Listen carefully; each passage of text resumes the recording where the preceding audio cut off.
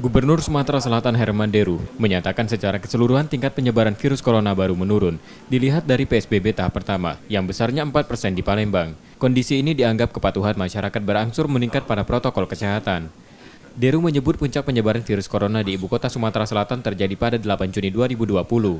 Pada PSBB tahap kedua saat ini, pemerintah daerah mengoptimalkan kesembuhan pasien positif COVID-19 yang diakui masih sulit melakukan pemantauan pada orang tanpa gejala dengan diisolasi mandiri. Penyebaran ini sudah sangat minim, ada penurunan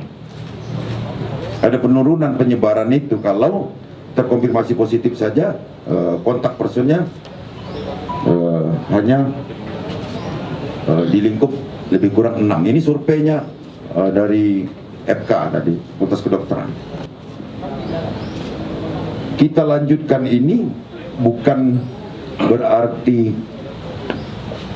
kita merasa ini kondisinya masih mengkhawatirkan, bukan, tapi memperdalam lagi edukasi kepada masyarakat.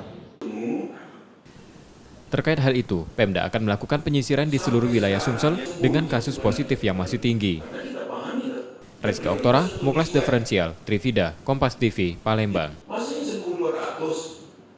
Yang tahu pentingnya data dan renstra tadi yang disampaikan.